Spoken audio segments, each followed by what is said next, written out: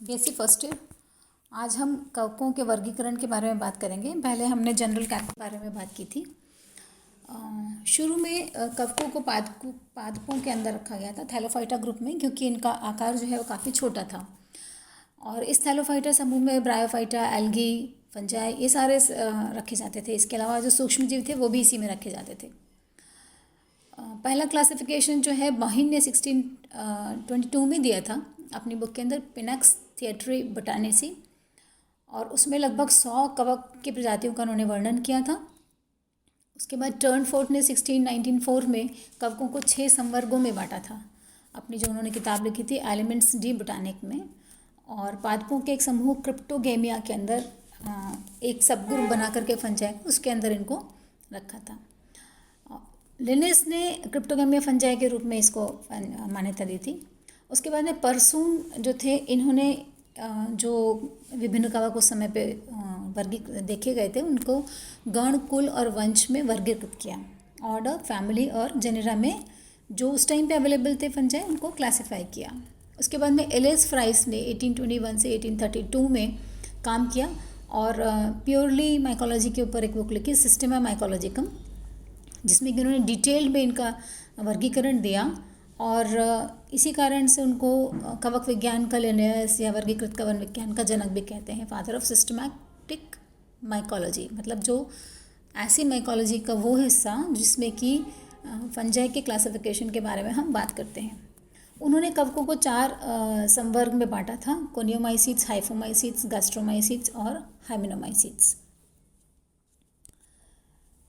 फिर इसके बाद में सेकेडो ने 1882 में अपना बुक एक लिखा था सिलेगो फंगोरम। उसमें जो भी उस समय पर कवक थे उनको 6 समूहों में बांटा, शाइजोमाइसिटीज, मिक्सोमाइसिटीज, फाइकोमाइसिटीज, एस्कोमाइसिटीज, बेसिडियोमाइसिटीज और ड्यूटेरोमाइसिटीज।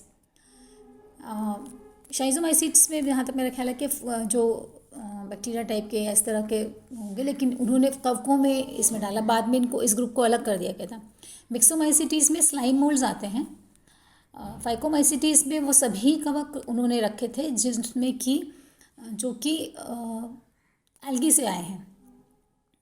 ठीक है, फाइकोलॉजी से जो ये वर्ड आया फाइकोमाइसिटीज़ की, जो भी कवक उनका ये मानना था कि जो कवक हैं वो एल्गी में से अगर आप क्लोरोप्लास्ट निकाल देते हैं तो आपको कवकों की प्राप्ति हो सकती है। तो इस तरह से इन्होंने इवोल्यूशन माना और उन सारे समूहों को, सब फंजाई को फाइकोमाइसिटीज़ पे रखा। एस्कोमाइसिटीज़ में एस्कस बनता है, बेसिडियोमाइसिटीज़ में बेसिडियम बनता है, ड्यूटेरोमाइसिटीज़ में कोई भी लैंगिक प्रजनन नहीं होता है। तो इस तरह से इनको इसमें बांटा गया। उसके बाद में आइक्लर ने 1886 में कवकों को 3 समूहों में बांटा, शाइजोमाइसिटीज़, यूमाइसिटीज़ और लाइकन्स। ये सारे के सारे यूमाइसिटीज़ ही थे। अधिकांश जो भी पुराने कवक विविधता थे, गॉमेन है, बेसी हैं, गॉनवॉन है, बार्नर्स है, मार्टिन है, इन्होंने कवकों को 4 संवर्गों में बांटा। मतलब जो सेकाडो ने क्लासिफिकेशन दिया था 6 समूहों का, उसमें से 2 समूह उन्होंने निकाल दिए, शाइजोमाइसिटीज़ और मिक्सोमाइसिटीज़, उनको इसमें शामिल नहीं किया। और 4 संवर्ग जो लिए गए थे वो थे फाइकोमाइसिटीज़, जिसमें कि वो सभी कवक रखे गए थे लोअर फंजाई जिनमें कि पट नहीं थे, सेप्टम नहीं था क्रॉस सेप्टम फिलामेंट्स के अंदर। एस्कोमाइसिटीज़ में वे सभी कवक रखे गए जो कि सेप्टेड थे, जिसके अंदर की पट था। और एस्कस जो है वो पाया जाता था, लैंगिक प्रजनन के उपरांत जो संरचना बनती थी वो एस्कस थी। बेसिडियोमाइसिटीज़ भी वो कवक थे जिनके अंदर क्रॉस सेप्टम पाया जाता था और उसके अंदर जो लैंगिक प्रजनन के बाद में संरचना बनती थी वो बेसिडियम थी। तो उसके आधार पर बेसिडियोमाइसिटीज़ नाम रखा गया। ड्यूटेरोमाइसिटीज़ में वो सभी कवक आए जिनकी की सेक्सुअल स्टेज के बारे में कुछ ज़्यादा मालूम नहीं था, तो एसेक्सुअल के आधार पर ही उनको रखा। तो ऐसे सारे के सारे कवक जिनमें किसी भी कारण से लैंगिक अवस्था नहीं पाई जाती थी उनको उन्होंने उसमें रखा। अब आधुनिक जो मॉडर्न माइकोलॉजिस्ट हैं उन्होंने जब इसको डिटेल में स्टडी किया फाइकोमाइसिटीज़ समूह को, तो उन्होंने कहा कि ये तो मिश्रित समूह है, इसके अंदर बहुत सारे अलग अलग प्रकार के फंजाई आते हैं। तो एलेक्सोपोलस ने 1962 में इनको फाइकोमाइसिटीज़ को ग्रुप को लिया और उसको 6 वर्गों में बांटा, 6 क्लासेस में बांटा। ठीक है, तो टोटल कितने हो गए, फाइकोमाइसिटीज़ को हटा दीजिए आप, तो 6 क्लासेस उसके हो गए और प्लस 3 क्लासेस जो हैं इनके हो गए, जो नीचे पहले से उन्होंने दिए थे। तो अब 9 में हम देखें कौन कौन से हैं। उसके बाद में फिर एलेक्सोपोलस ने मिम्स के साथ में 1979 में फिर से इसको क्लासिफिकेशन को अपने रिवाइज़ किया। 6 क्लासेस में कौन से थे, इसको देखते हैं एक बार। जो 62 में उन्होंने दिया, इंट्रोडक्टरी माइकोलॉजी एक किताब लिखी, उसमें दिया प्रभाग उन्होंने रखा डिवीजन माइकोटा, फिर उसको 2 पार्ट्स में डिवाइड किया। 6 क्लासेस थे, किटिडियोमाइसिटीज़, हाइफोकिटिडियोमाइसिटीज़, प्लाज्मोडियोफोरोमाइसिटीज़, ओमाइसिटीज़, फिर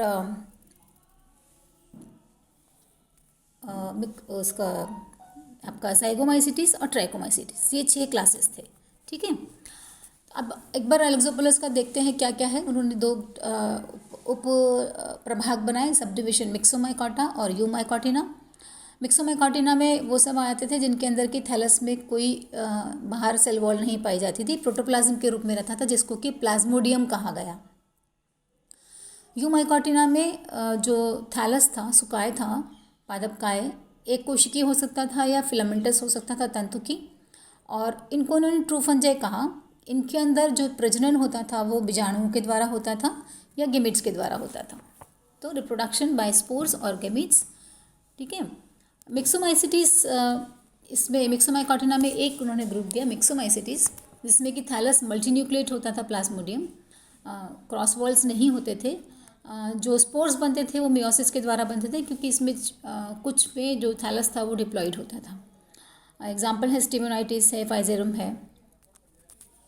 और इधर यूमाइकोटिना को उन्होंने 9 क्लासेस में बांटा, 9 क्लासेस जो कि किटिडियोमाइसिटीज़, हाइफोकिटिडियोमाइसिटीज़, प्लाज्मोडियोफोरोमाइसिटीज़, ओमाइसिटीज़, ज़ाइगोमाइसिटीज़, ट्राइकोमाइसिटीज़, एस्कोमाइसिटीज़, बेसिडियोमाइसिटीज़ और ड्यूटेरोमाइसिटीज़। इनमें से ऊपर के जो 6 संवर्ग हैं, किटिडियोमाइसिटीज़ से लेकर के ट्राइकोमाइसिटीज़ तक, इनके अंदर क्रॉस सेप्टम नहीं होता था।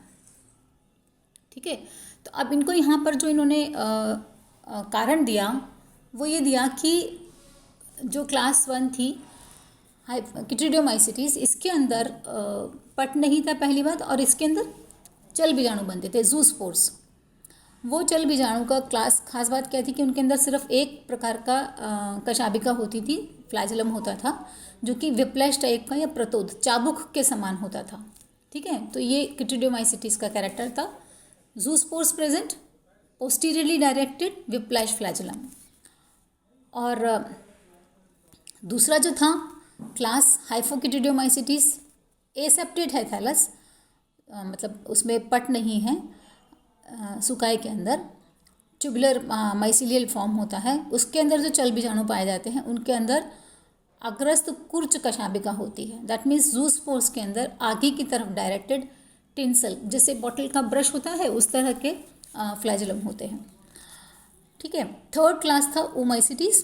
ओमाइसिटीज़ में भी सेप्टेशन नहीं पाया जाता, तो सिनोसिटिक होता है थैलस, संकोशिकी सुकाय होता है, और इनके अंदर जो चल बीजाणु होते हैं उनके अंदर 2 कशाबिकाएँ होती हैं, एक प्रतोद होता है और एक कूर्च होता है। और जो बीजांड यहाँ पर बनता था आफ्टर सेक्सुअल रिप्रोडक्शन वो निषिक्तांड था। तो जूस्पोर्स में whiplash flagellum posteriorly directed, tinsel flagellum आगे की तरफ directed, sexual spores oospores, example is Albugo. फिर प्लाज्मोडियोफोरोमाइसिट्स में चल बीजाणु में 2 फ्लैजेलम पाए जाते थे, लेकिन वो आगे की तरफ होते थे, उसमें से एक ज़रा तीखा होता था और दूसरा जो थोड़ा ब्लंट होता था, और दोनों आगे की तरफ डायरेक्टेड थे, आगे की तरफ रखे हुए थे। क्लास ज़ाइगोमाइसिटीज़ में चल बीजाणु नहीं पाए जाते, सुकाय में सेप्टेशन नहीं होता, सिनोसिटिक होता है, दैट मीन्स संकोशिकी कि बहुत सारे केंद्रक होते हैं उस थैलस के अंदर, और यहाँ पर अचल बीजाणु बनते हैं बीजाणु धानी के अंदर, और उनको हवा के द्वारा या इंसेक्ट्स के द्वारा दूसरे जगह तक कैरी किया जाता है। लैंगिक बीजाणु यहाँ पर युग्माणु है, जिसको हम बोलते हैं कि ज़ाइगोस्पोर।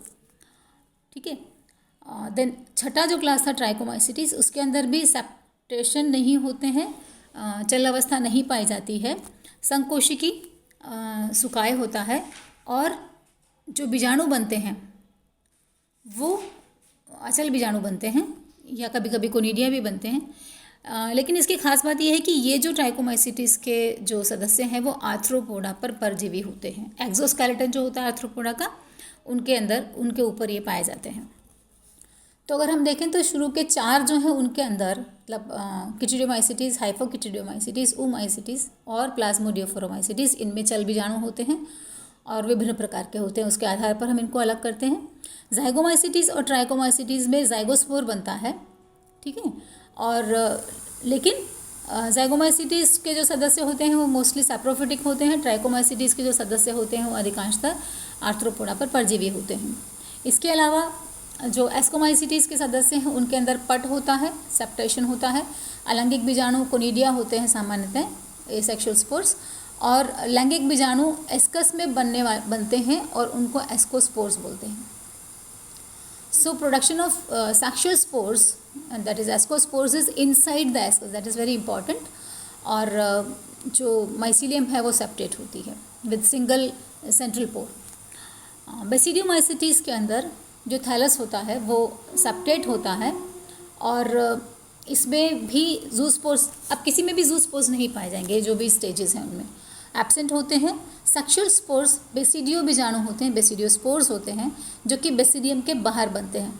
That's the main difference. दोनों में बैग लाइक स्ट्रक्चर होता है। एस्कोमाइसीटीज में स्पोर्स अंदर बनते हैं, बेसिडियोमाइसीटीज में स्पोर्स बाहर बनते हैं स्टेरिगमेटा के ऊपर, और इनकी संख्या जो है 4 होती है बेसिडियोस्पोर्स की। एस्कोमाइसीटीज में सामान्यतः जो बीजाणुओं की संख्या होती है एस्कोस्पोर्स की वो 8 होती है, 16 होती है, जनरली 8 होती है। नवा जो क्लास था डिटेरोमाइसीटीज, डिटेरोमाइसीटीज को हम कृत्रिम संवर्ग बोलते हैं क्योंकि इसमें सभी एक तरह से ये दादी का मटका टाइप में इसको बोलती हूँ, जिसमें कि कोई भी अगर आपको लगता है कि इसको आप क्लासीफाई नहीं कर सकते हैं तो हम कहते हैं अच्छा चलो अभी फ़िलहाल इसको यहाँ रख देते हैं, बाद में जब भी हमको सेक्सुअल स्टेज मिलेगी तो हम उसके अकॉर्डिंगली इसको दूसरे क्लास में रखेंगे। एक इंटरेस्टिंग एग्जाम्पल है, फॉर एग्जाम्पल एस्परजिलस है, पेनिसिलियम है, इनको पहले डिटेरोमाइसीटीज में ही रखा गया था, लेकिन बहुत सारी इनकी प्रजातियां हैं जिनके अंदर की लैंगिक बीजाणु बाद में जब देखे गए तो पता चला कि इनमें क्लिस्ट्रोदेशियम बनता है, तो फिर इनको एस्कोमाइसीटीज संवर्ग में रखा गया। तो ये इस तरह का समूह है, आर्टिफिशियल ग्रुप है।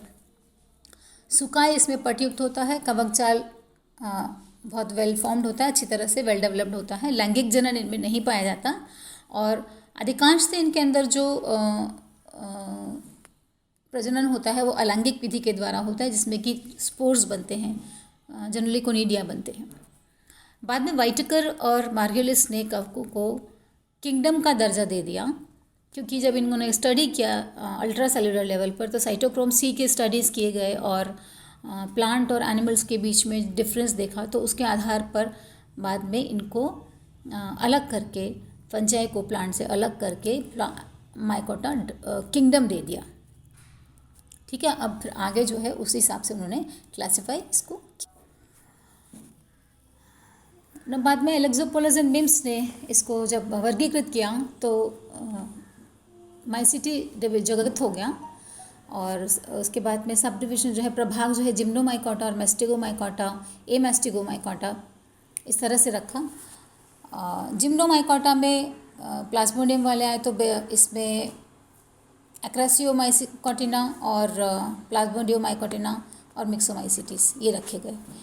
ठीक है, और जो दूसरे ग्रुप थे माइसिटी में, इनमें यूकेरेटा डिवीजन इसमें आ गया था, सुपर किंगडम के अंदर ये आए।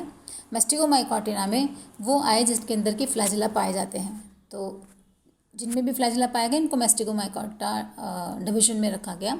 उसके अंदर फिर 2 उप प्रभाग और 4 क्लासेस उन्होंने दी। हैप्लोमेस्टिगोमाइकोटिना उप प्रभाग के अंदर एक ही प्रकार के फ्लैजिला पाए जाते हैं, तो उसके अंदर किटिडियोमाइसीटीज, हाइपोकिटिडियोमाइसीटीज और प्लाज्मोडियोफोरोमाइसीस को रखा गया।